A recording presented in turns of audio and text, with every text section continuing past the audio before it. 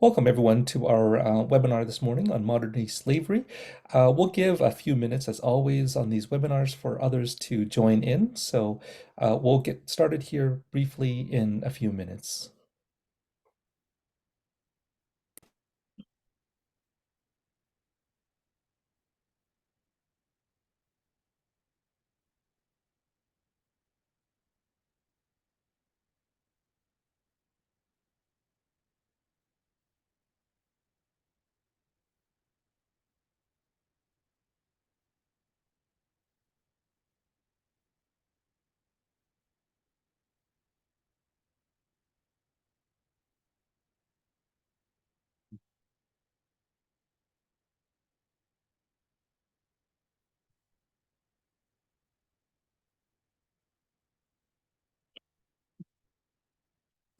Again, for those that recently just joined us, we're just starting the webinar now. We're going to give a few more minutes for the others to come in, and we'll start this webinar in 2 minutes.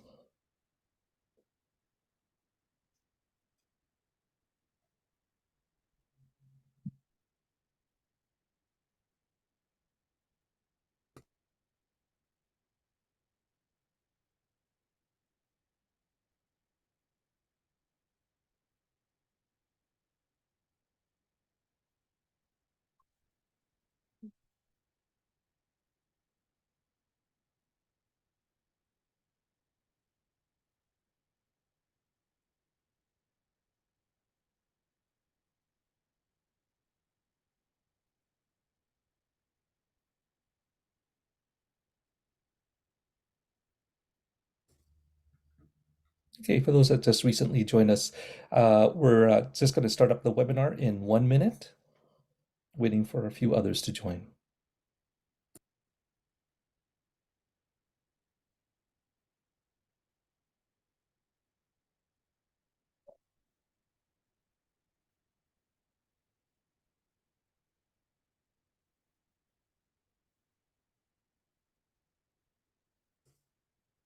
Okay, perfect. Why don't we get started? Good morning, everyone, and thank you for joining Supply Chain Canada's webinar on Canada's Act on Modern-Day Slavery and Child Labor.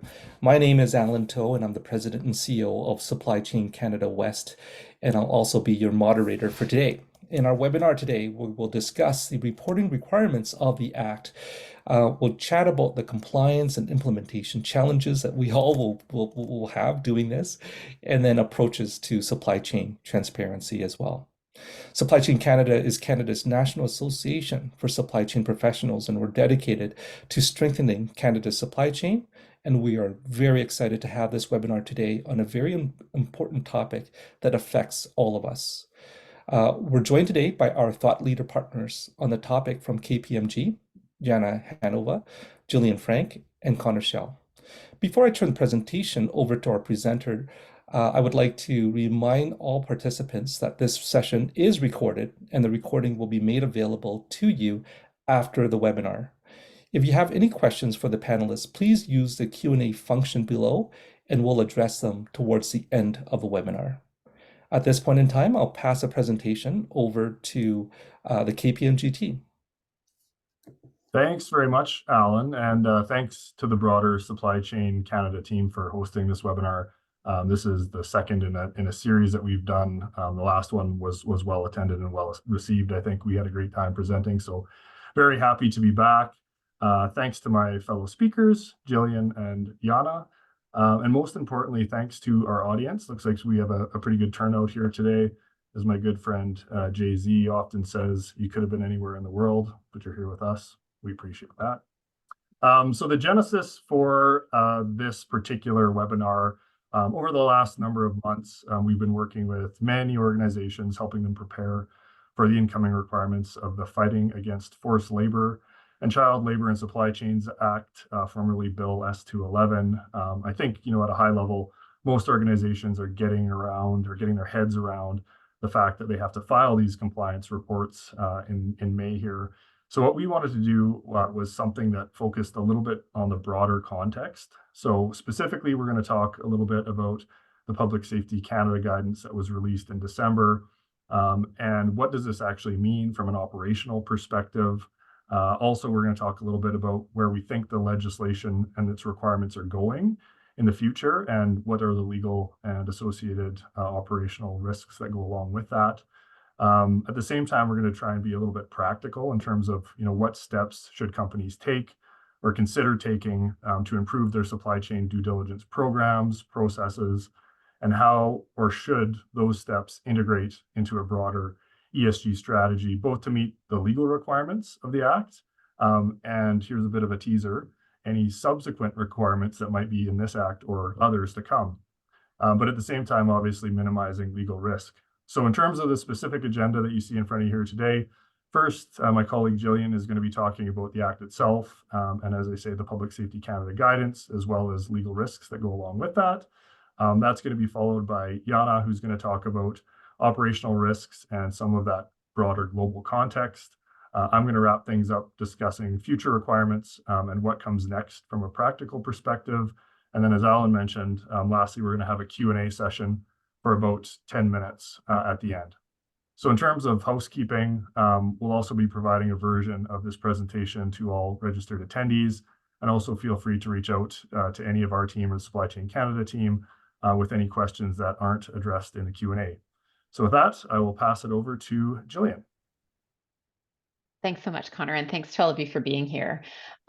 What my purpose is going to be in the next 15 minutes is to give you a really quick overview of what the Act is, what it covers, and what the risks are. Some of you may have heard this already from Connor in an earlier session, so apologies if it's duplicative. We will try to spend some time on the guidance that was issued in December, so that might be some further new information for you since the last webinar. So I think it's a good starting place is just to really think about what is this Act about? My background is as a human rights lawyer, as a labor and employment lawyer. And so I think about this as being human rights legislation, and human rights legislation that applies not to your employees, which is what most Canadian companies are used to, but looking at the impact of your operations on workers that are in your extended supply chain, that workers that might be involved in contracting some of the work that you do. And what you're looking for in terms of risk on forced labor and child labor is work that is performed involuntarily or under the threat of penalty, or child labor, which is both compliance with Canadian legislation in Canada on child labor, but when you start to look abroad, it refers more generally. So for countries that don't have those kind of child labor protections, what you're looking for is work that is mentally, physically, socially, or morally dangerous for children or interferes with their right to go to school. So what would you be looking for? That's very high level, very broad. You wouldn't go out and ask your suppliers, do you have any forced labor or child labor in their supply chain? Because quite honestly, if they are engaged in that activity, it's criminal and they're unlikely to actually disclose that to you. So what you need to be doing is looking for risk indicators and being aware of where there might be flags that you would have to engage further with your supply chain partners or with entities that are further down in the supply chain. So the risk indicators that we've included here are from the International Labor Organization, and I won't go through them in detail, but just to think, if you think about your organization and you think about the kind of workers you have, is there any way for you to get more visibility of their working conditions? Is there really severe monitoring, really severe security regulation that tips over into being intimidation and control? Is there any restriction on movement? Are they quite isolated? Do they have very restricted access from their family? Is there any risk that if they're migrant workers or temporary workers, that they have had their identity documents retained or have been charged exorbitant recruitment fees in order to stay in Canada, but then all of their wages are going towards those recruitment fees, and so effectively they're not getting paid? There's some other indicators here too, in terms of the types of living conditions that they might see, excessive overtime, lack of any age verification, and really just seeing very young workers in work that would otherwise be considered to be quite dangerous. We can get into any questions that you have around this, but wanted to really frame this conversation to say, this is what we're talking about. These are the human rights that we're considering. It's criminal behavior. It's very serious behavior. And whatever else we might say about the act and potentially the challenges of preparing the report, I think it's important to say at the outset that, of course, this is important. It's well-intentioned, and it is covering a very important human rights requirement. I think some of the frustration, frankly, that we hear from clients or from companies relates to the lack of clarity under the act, not knowing what to report, not knowing how to report. And that's really what we'll get into. But I wanted to at least frame it to say this is an important human rights issue that we assume everyone is caring about and focused about during this session. So we can go to the next slide.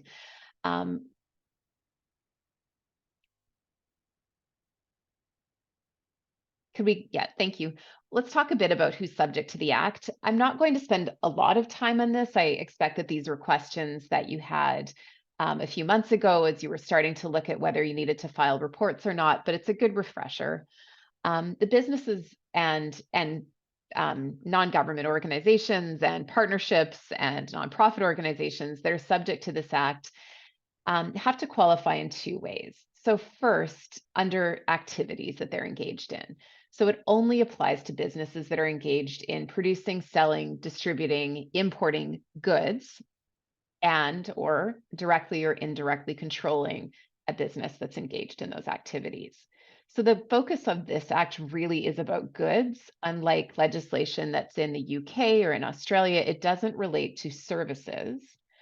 In addition, it doesn't tie the financial thresholds, which we'll talk about in a second, to the distribution production of goods. And what I mean by that is this doesn't have to be the organization's primary business. It doesn't have to be material to the business.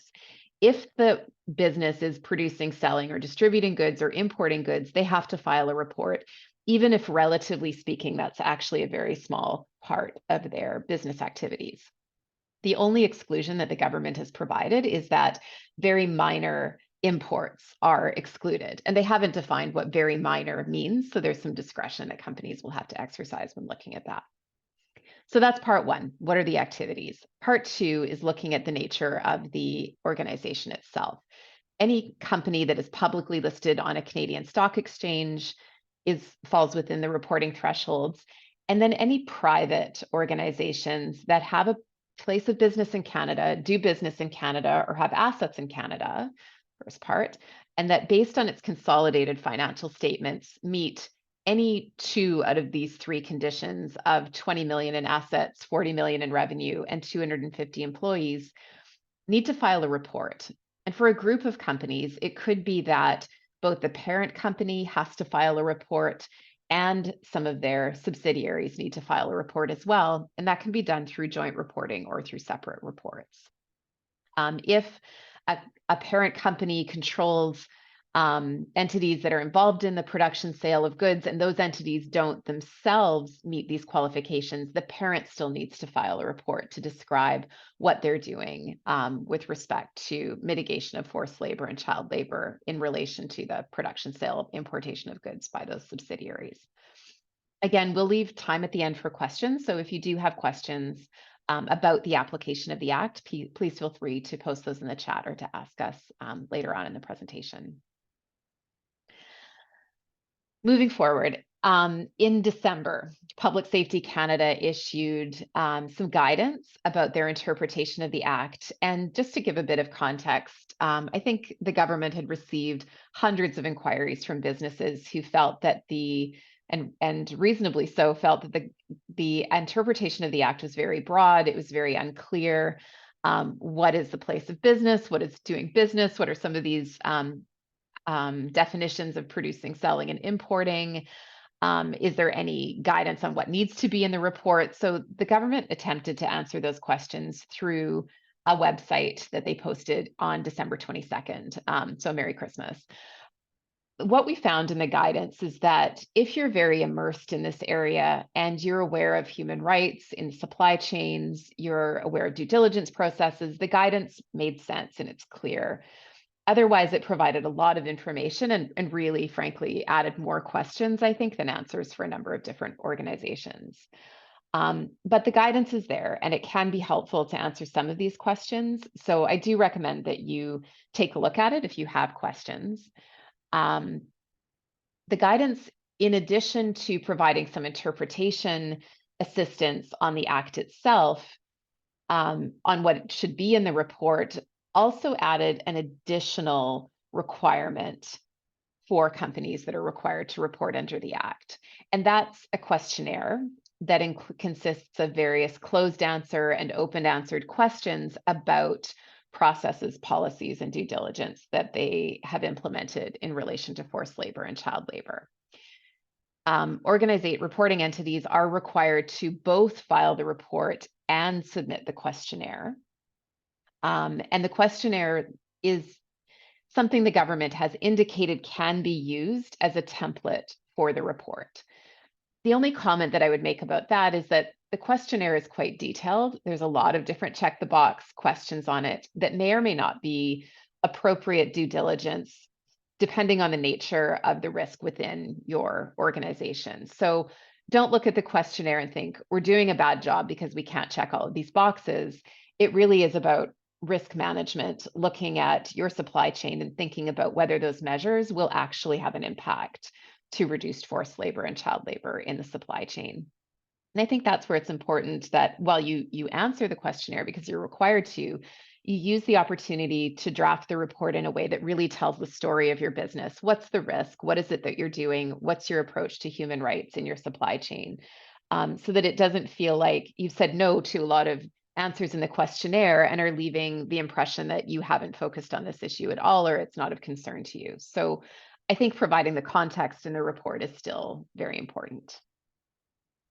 So moving forward from the guidance, talk a bit about the legal risks before I hand it over to Jana to talk a bit further about, practically speaking, what are the operational considerations to take into account. Of course, you have to look at the Act and think about the risk of liability of not filing a report. And under this, it's not the risk of having forced labor and child labor in your organization that can potentially attract fines or penalties. It's just failing to file a report or failing to file an accurate report. So you could, in complying with the Act, file a report that says, we don't do any of these things. That's not the stage that we're at in our business. And that would comply with the Act. Now, Jana will talk about whether that's a good idea from a reputational perspective to post a public report saying you're not doing anything to look at the issue, but that's a separate issue. So just wanted to make that clear that the liability is associated with really the decision of whether or not your organization has to file a report. And that's where it becomes very important, I think, to get legal advice and to be very certain of whether you need to file the report or not. And that criminal liability is for both the business as well as its directors and officers. I would say also that the directors of the company have to attest that all of the information in the report is accurate. And again, they face criminal liability if that turns out to be inaccurate. And that's something I think that we're seeing as these reports are going to boards of directors. They're very concerned about what backup information there are for the statements that are made in the report and making sure that there is sufficient documentary evidence or indication from the company that those processes and policies are actually in place, written, communicated, whatever has been described in the report. In addition to the liability under the Act itself, it's important to think about your buyers. If you're a construction company, the owners of the site, anyone downstream that is going to be looking to you to say, we are going to impose contractual obligations on you to ensure that you have due diligence processes in place. So for example, we've had some larger downstream purchasers go back to their suppliers and say, you have to warrant that you have programs in place.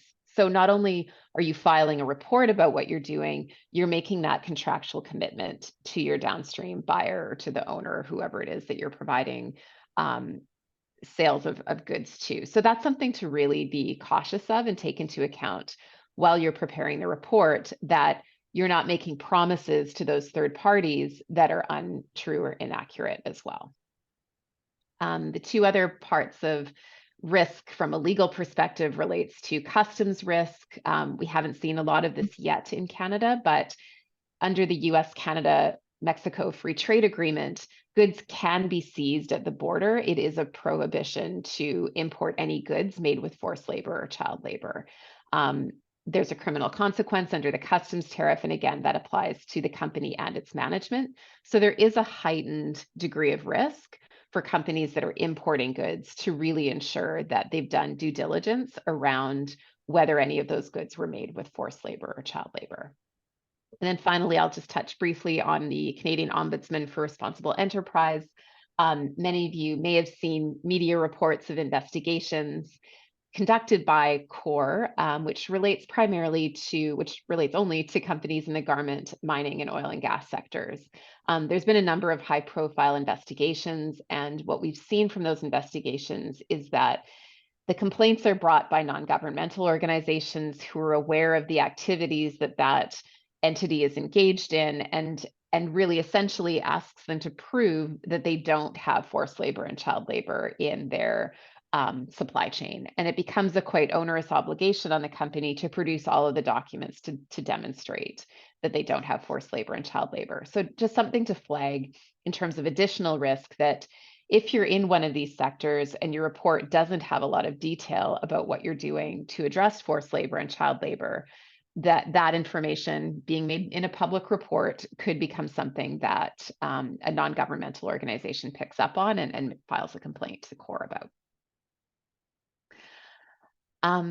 So just moving on, I'll transfer it over to my wonderful colleague, Jana, to talk further about business risk, operational risk, and what you should be thinking about from a really pragmatic operational perspective. So over to you, Jana. Thanks so much, Jillian. And as you can tell by the speakers that we have here discussing this topic with you, it's a very multidisciplinary effort. So it's not sufficient to just talk to legal advice experts. It's also quite important to loop in your supply chain as well as ESG professionals within the company or outside the company to make sure that you're covering all the bases.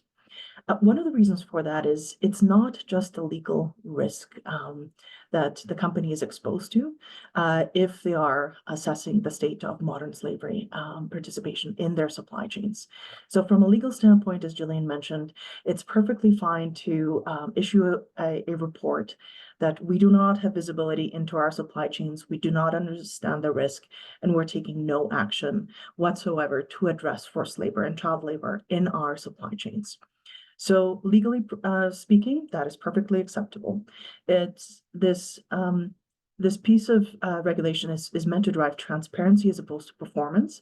So it's important to distinguish that transparency is the primary objective. However, there is a natural tension between what you disclose or what your lawyers tell you to disclose versus what operations may want you to disclose. And the reason for that tension is it's very much a race to the middle. No one really wants to be the highest performer in this, but also companies do not want to find themselves at the bottom of the performance bracket, simply because that exposes your organization to a variety of different business, reputational, and market risks that are new, that the company hasn't been exposed to before. If we go back to the slide previously, we will see that it's very much a risk-based exercise. So what we typically what we typically advise our clients to do is look at the highest category risks that they are exposed to, look at high-risk geographies, particular business models that may put them at high risk, as well as assess exposure to vulnerable populations being employed by their nth supplier. When it comes to articulating the risks to your executives, to your directors, is disclosing information that is inaccurate or not sufficient does expose you to business risk. In terms of downstream purchasers are increasingly looking at the ESG performance of their suppliers. And it's not necessarily a risk that they want to be exposed to do business with companies that don't have visibility into their supply chains, don't have the risk mapped out and that are not taking in any activity. The reputational risk comes from the fact that this report will be publicly available. Typically, what we see is posted on the company website, as well as the regulatory body will be displaying this in a repository. So your shareholders, stakeholders, NGOs, a variety of different individuals and organizations will have access to the exact contents of the report. So being at the bottom of the performance bracket is not where you want to find yourself in. Now, some industries are more exposed than others. So we already mentioned that oil and gas mining, the clothing manufacturing tends to be the industries that have received the largest amount of scrutiny or attention when it comes to this. However, it's important that you have the bases covered. From the market risk we already covered, there could also be in the future considerations from access to capital risks, in that in terms of organizations with lending capability, not just shareholders, will have increased ability to prioritize what investments they make on a variety of different considerations, and force and labor is now one of those considerations that will be taken into account. So on the next slide, you'll see the 8 topics around which the reporting is centered. So we do recommend that you start with these 8 categories to define the primary structure of the report, and then conduct a gap analysis to find out what activities are happening within the organization and where there may be gaps. So when it comes to, for example, number 7, training provided to employees on forced labor and child labor, we've also seen this extend not only to employees, but also the board. There's several education sessions that are happening within an organization to help educate and prepare the board for sign-off. So that is something of an activity that is fairly low-hanging fruit. So that's anyone can provide these services at fairly low cost, at fairly low. It's a quick win essentially.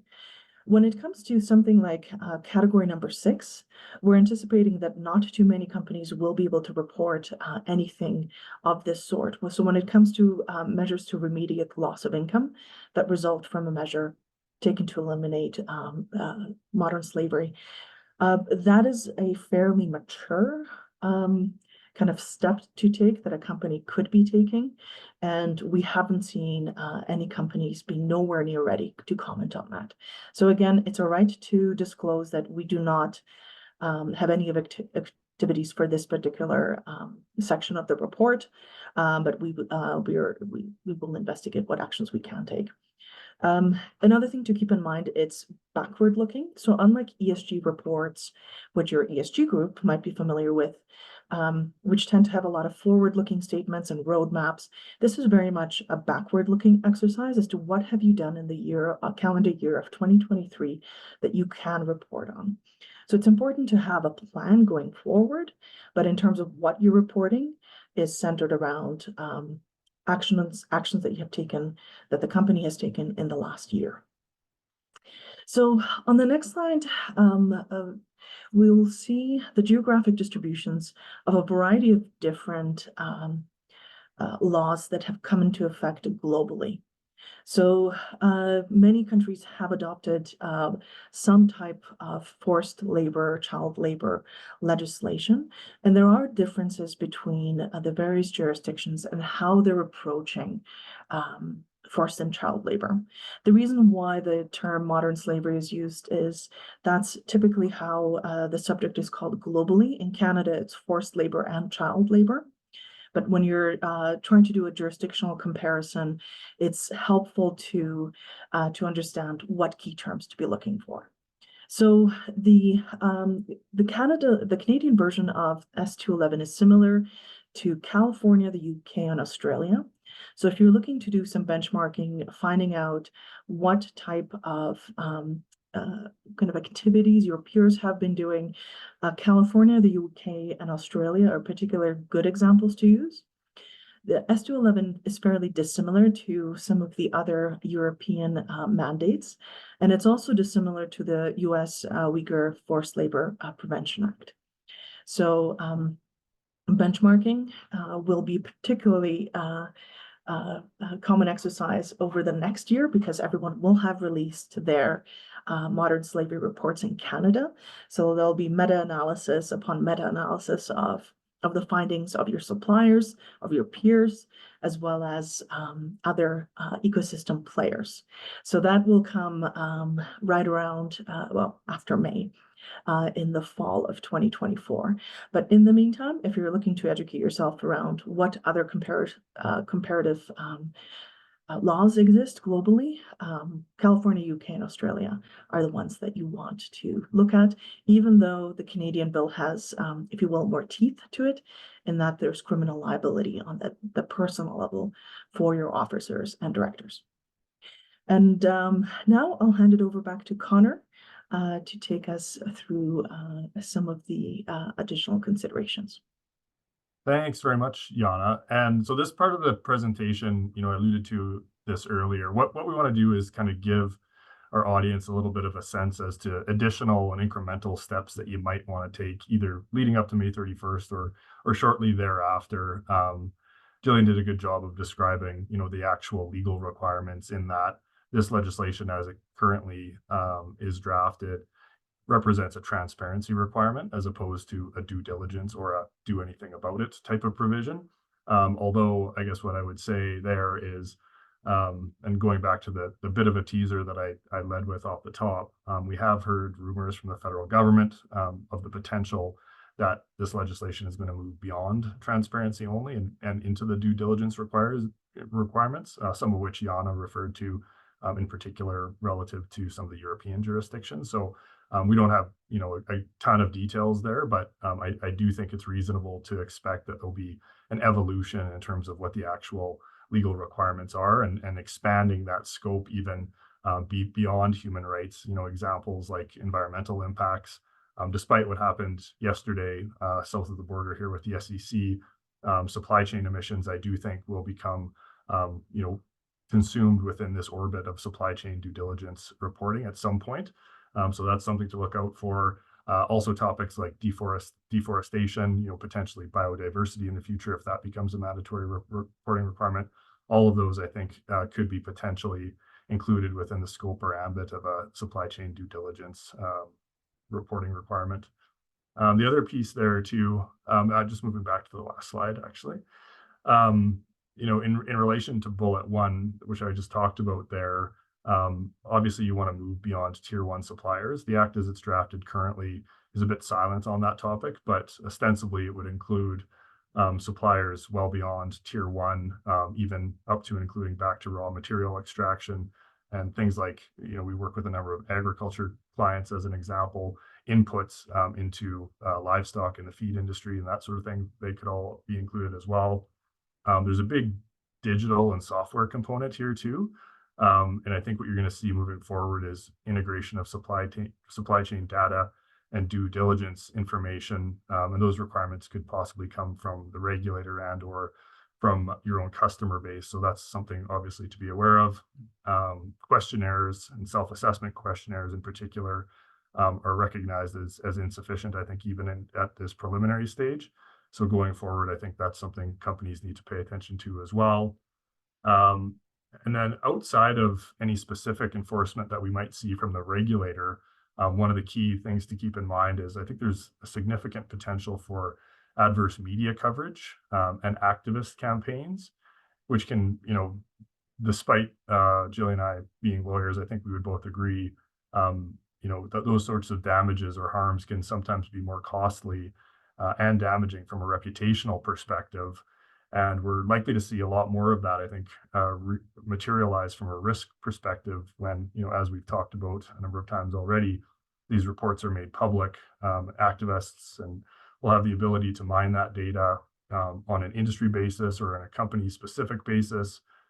We at KPMG will also be reviewing those reports. Jana referred to the the meta-analysis that's going to take place on our side, and I think on a number of other fronts. But obviously that'll help inform what our clients will want to do, and what particular industries or companies might want to do from an operational and reporting perspective moving forward beyond the reports being filed here in May of 2024. The personal liability of corporate directors, it's already been covered, but up to 250,000, that's not insignificant. We will see what the regulator does on that front, but it'll also be interesting, I think, to see how that evolves and the potential interplay and evolution of the legislation, both on the due diligence front, as I mentioned already, but also in relation to comparable legislation in terms of the subject matter. I'm thinking things like anti-corruption, anti-bribery, that sort of enforcement has been, somewhat variable depending on jurisdiction. So it'll be interesting to see, how those sorts of pieces of legislation come together. Go to the next slide, please. So what comes next? Depending on when your organization became aware of this legislation, you may have taken some of these steps already. So risk and readiness assessment, we've been helping clients as a starting point with, looking at, was already discussed, particular geographies, particular goods that might come into conflict relative to the act. So that's a decent place to start. But you're also going to want to look at implementing and improving your due diligence processes, both on the basis of what your organization has discovered in preparation for your May 31st report, but also in light of those evolving expectations and legal requirements that I was touching on a moment ago. You'll also want to engage your suppliers to the extent you haven't already. We already said, self-assessment and questionnaires might be insufficient. So there's definitely a need to engage your suppliers, and especially in situations when there's a high risk from a geographic or product perspective. One thing you'll also want to do or consider, I think, is improving your processes and tools. So what we have here is a bit of a snapshot of a tool that we've created. It's certainly not the only one. A number of other service providers have tools that address this need as well. And there's a number of different ways that you can map supply chain risk. What this is a visual that we've created, and it helps companies to do just that, to visualize the risk. And it's based on customs and import data that was fed into the tool. And I think it provides a pretty useful information for companies that are, looking to assess that risk. It's a little bit small in terms of the font, but things like potentially impacted transactions are included. And it also provides details on specific transactions in a way that I think can be more easily understood for those that are looking to view it. Go to the next slide, please. And what presentation from a consultant would be complete without an entirely self-serving and promotional slide describing the services that they are able to provide? So I'm not going to walk through this in a great level of detail, but we already talked about the risk and readiness assessment. We've been helping clients with annotated S-211 reports and questionnaires. It's not exactly paint by number or check the box exercise, but we do have a little bit of guidance that kind of helps clients walk through the filing and the completion of the report and questionnaire. Benchmarking, we already talked about. Going back to a point that was made earlier relative to training, I think it's very important, given the criminal liability potential for board members directly, to have them ready, whether that's in a standalone training session or otherwise. You'll also want to look at the interplay and make sure that you're implementing and improving your actual due diligence program, despite the fact that this is a transparency piece of legislation. And yes, from a very strict legal perspective, that is the requirement, i.e. the filing of the report.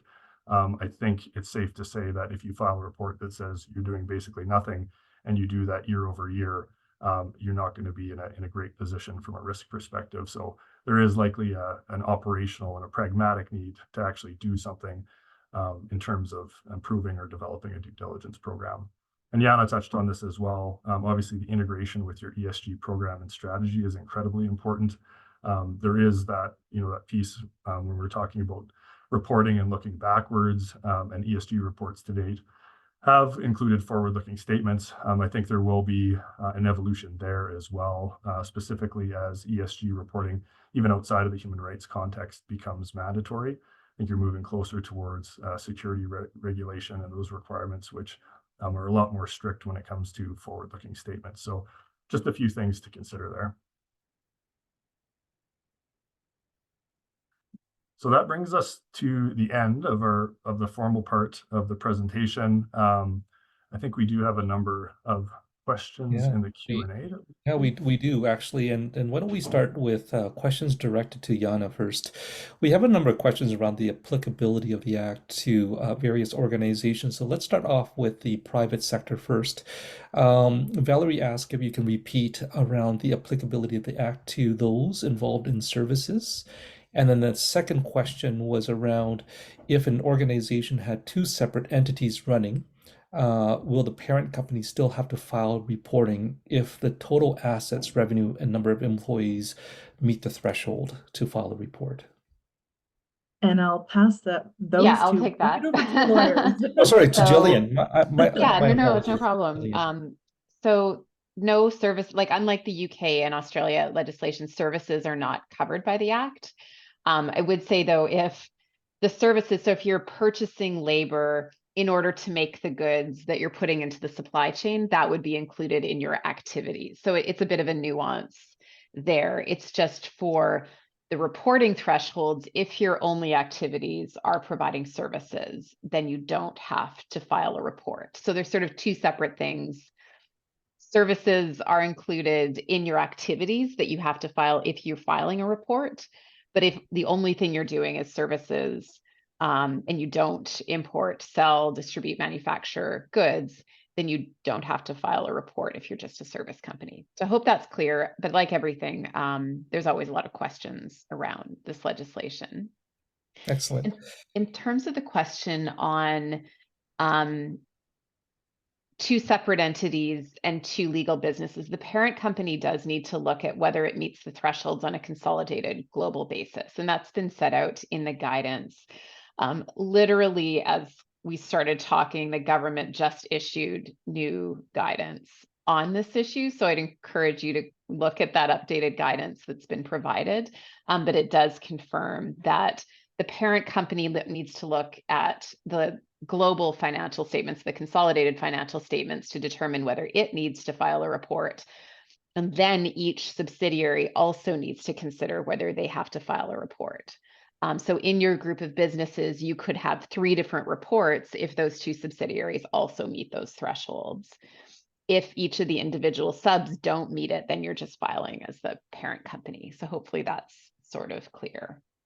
The other question that I saw on application, and this relates to the guidance that came out 20 minutes ago, is the government has stated that provincial and municipal government institutions are not subject to the reporting requirements under the definition of government institutions in the Act.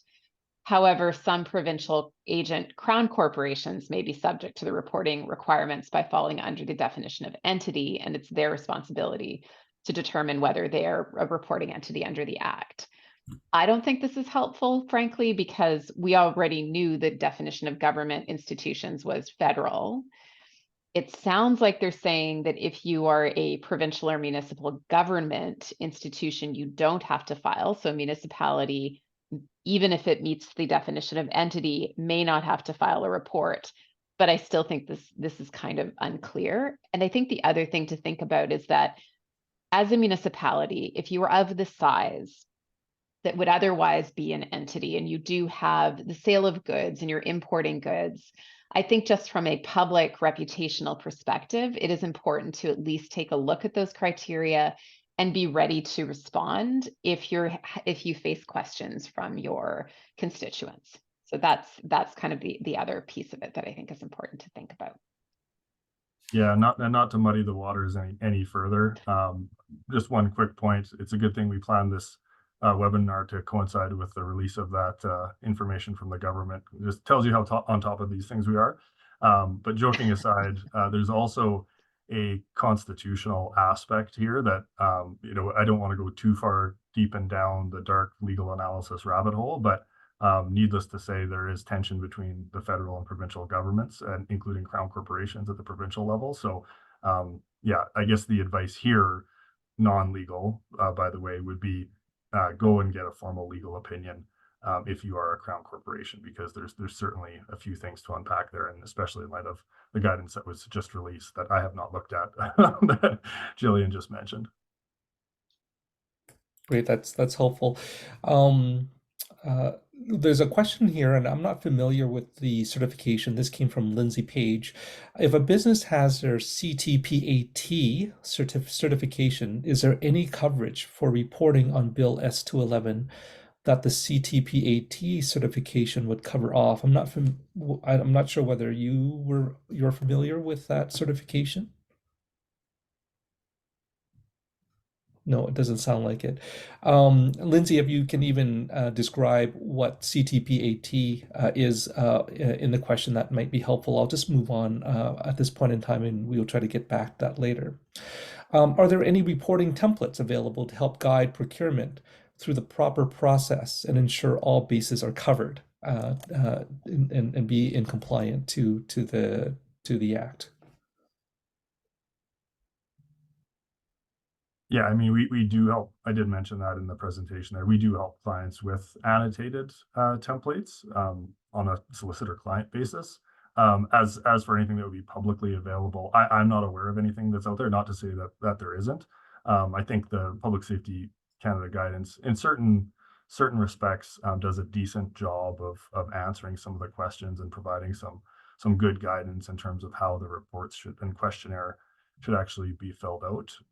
But I'm not aware of any official, let's call it, templates or annotated templates that have been provided, at least from the government's perspective. Hmm. And then another one is something that I hear a lot from those in industry, and I'll sort of bring it up and get your thoughts and perspective on it. A lot of folks are looking at this as, geez, it's another requirement, and is there going to be any real teeth to it? It feels like this is something that was rushed out the door, and will government really be there to penalize or be able to have the capacity to determine and attest whether this is organizations are in compliant? And oftentimes they would cite things like the prompt payment legislation here in Alberta, and whether that has any teeth to it at all. Interesting. I hear that a lot, so I'd love to get your perspective on that. Yeah, I can provide a few comments there. So I have a background, unlike Jillian, my background isn't specific to human rights. It's on the environmental and regulatory side of things. And what I'll say is we've tracked environmental legislation historically, and typically the way it works is it starts somewhere in Western Europe, makes its way down to the US, and then up to Canada. And then from an enforcement perspective, what we've seen a number of times is when there's a new piece of policy or regulation or legislation that the government is introducing, oftentimes they'll have a bit of an enforcement push at the outset. So what they're looking for there is outliers. So the advice we're giving clients is, Yana described it well. I think the race to the middle. Another way to put that is you want to be, right in the middle of the compliance spectrum. So in that, you don't want to be a company that is actually subject to the Act, that either does not file a report or file something that's misleading or inaccurate, because that will attract the attention of a regulator and potential enforcement, certainly.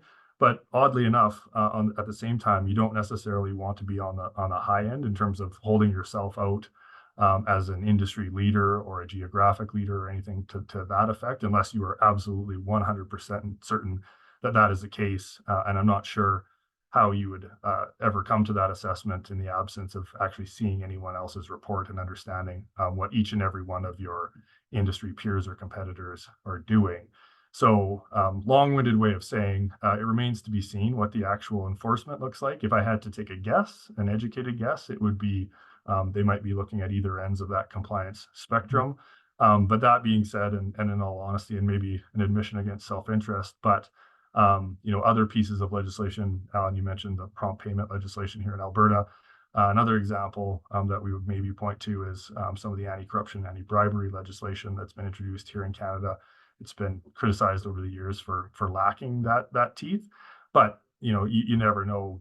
That sort of criticism could also kind of have that inverse impact, which is the government is acutely aware that that criticism is being levied. So that may actually lend itself to increasing instances of enforcement when this act comes out. Just add a couple of more things on my thoughts on this, which is that maybe there's not enforcement, but there could be. And I think the risk that a non-government organization will make a complaint and raise this, and then that raises the flag, means that we can't say to you, if you're in this industry or have this type of risk, you're at a higher degree or higher likelihood that the government will enforce this against you. They really have the broad ability to do it, and we don't know where the source of that complaint could come from. So that's kind of the sky is falling chicken little approach of like, well, it could, so I think there's that. But the other piece of this is that be careful what you wish for. Don't wish for them to start enforcing it. I think this gives you a soft landing to start reporting, start looking at what that middle ground is that Connor and Yana were talking about. Get comfortable with this type of legislation before the government starts going further for the sorts of mandatory due diligence legislation that Connor has suggested. So if you're stepping back and saying, we don't think the government is going to enforce this anyway, we're not going to do anything about this, you're going to have a big gap to fill once the legislation becomes more stringent or to catch up with your peers. And so I think that's the risk that you really need to think about in the context of your business. Yeah, I like that a lot, Julian, and I find that even engaging with business supply chain professionals and executives in this space, if anything, this has brought the question around: do we even understand what our supply chain risks are broadly?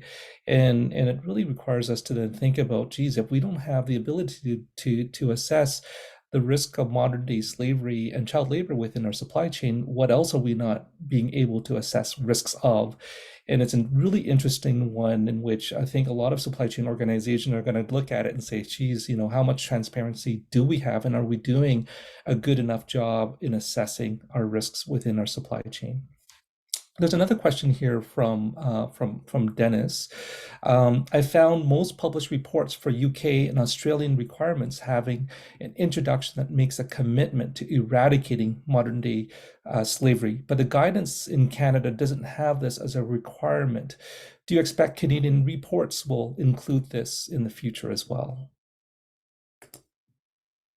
Yeah, probably. I mean, I think the reason for that is that the government doesn't require it.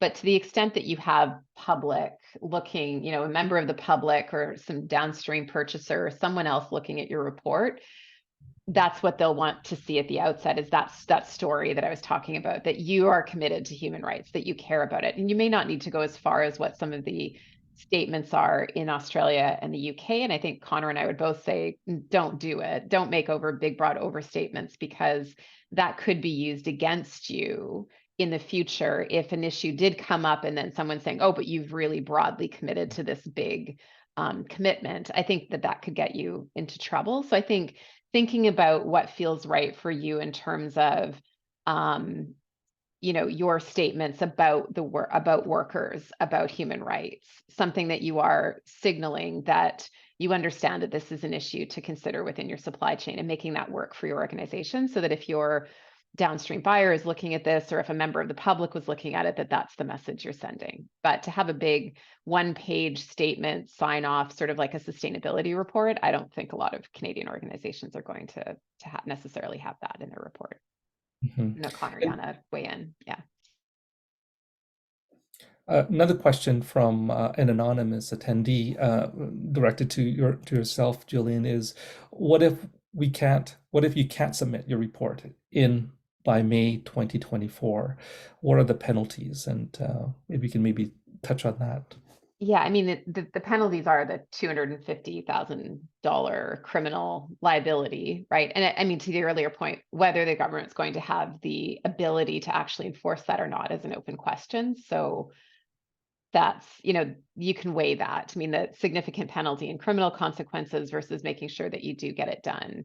I can't give any assurances that the government's going to give a grace period because they haven't indicated that, but that's kind of the risk that you have to balance. Yeah, and I'll maybe just add a couple comments there. I didn't expect to be drawing a parallel with my grandmother on this webinar, but I'm going to do it right now. My grandmother used to live as a snowbird in Phoenix, Arizona, and one time she got caught coming across the border and forgot that she left a bottle of wine in the underneath the seat in her van. And then every time for the rest of her life when she crossed the border, the van was stripped down. And the reason I draw that parallel is because I think, there's the potential if you don't file a report and that gets uncovered, that you can, bet your bottom dollar that you are going to be highly, highly scrutinized going forward, whether or not the enforcement actually comes by way of a $250,000 penalty. Usually what I see with regulators is they have, two piles when they're looking at reports. One is potential enforcement and one is, you're kind of good. So I think if you're not being able to file a report, you're probably in that potential enforcement bucket right off the hop, and it's really hard to get off of that enforcement trajectory once you're on it. Thanks, Connor. Another question from Dennis. We haven't talked about the online questionnaire requirement today. My understanding is that the report needs to be submitted before the questionnaire is completed. Do you have any comments on the questionnaire and that part of the process? Yeah, I can take this. I covered that just quickly when we talked about the guidance that you have to submit both. What I've found useful is to take the questions, use it as a point of reference when you're preparing the report, and have the questions ready to go and the answers ready to go before you're ready to upload the report on May 31st. Mostly because the questions are very closed answered. So are you doing this? Are you not? And I think it takes some thought, careful thought, in ensuring that that is aligned with your report. It's accurate. It's, it's what you want to be reporting as data points into the government. So, the point that Connor was just making about being on the enforcement list early on, I think if you're not cautious in completing the questionnaire and you're answering, no, we're not doing all of this, that's what gets you on that higher profile list. So just take all of that into account when you're preparing the questionnaire. And I wouldn't do as the government had suggested on their webinars of just preparing your report and then going online and right before you're ready to submit it, complete the questionnaire. I think it takes a lot more thought, and I would make sure that you know how you're going to answer those questions before you start getting ready to upload the report. Super. One final thing, and Kathy, if you cannot unshare your screen, and I'm just going to go to our final phase here as we reach the last few minutes. And I do want to share some upcoming events that will support and help our members along as well. So let me just share this.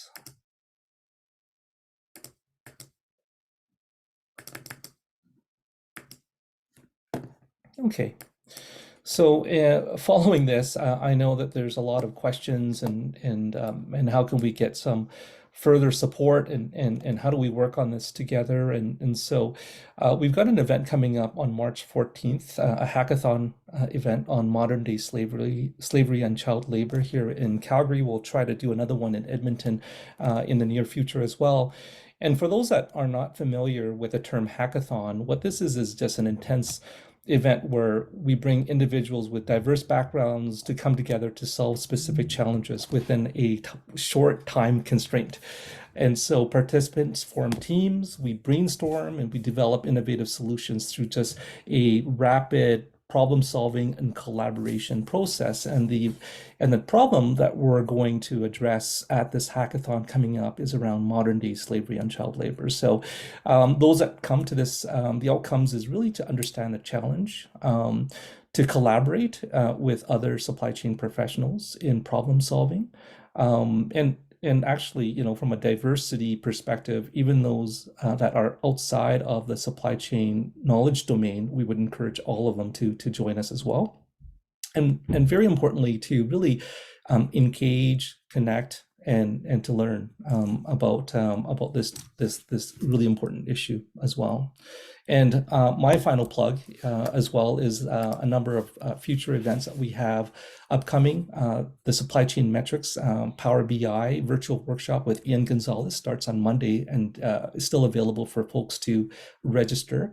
We've got a virtual workshop with Steve on using storytelling to influence procurement change. And when we even think about, the importance of sharing the exposure and the risks and trying to get to supply chain transparency and how do you influence the business around that. Having the ability to use storytelling as a tool is often a strong asset to have. And finally, we have a Future Innovators in Energy series networking event in Edmonton coming up, where we're going to talk about energy security, the energy transition, and how that affects supply chain professionals as well. I want to thank everyone for their participation today at today's webinar. And in particular, I want to recognize our thought leader partners in this space, KPMG. I want to thank Jillian, Yana, Connor. Thank you for your contribution and your knowledge shared this afternoon. And I want to wish everyone a wonderful afternoon, and we'll talk to you soon.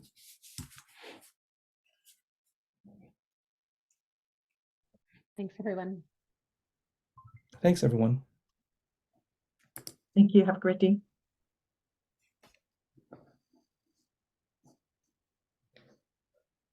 And Kathy, are we spending some time right after? Do we Yes, stay? we do have a 15 minutes Okay, wonderful. booked too. And I do apologize, Yana, I pulled out that shark pretty quickly a couple of times on you in moving that slide deck across. So I'm sorry. Oh, it's all good. Don't worry about it. It was like a But I microsecond. did, I will tell you, as I did it, I could just the big shark. You're done, time to move on.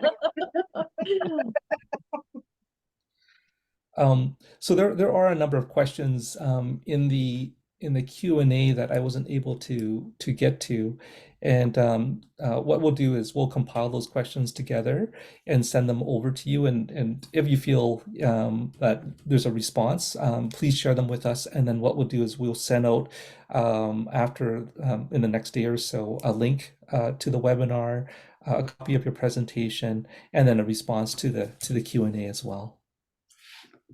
Sounds good.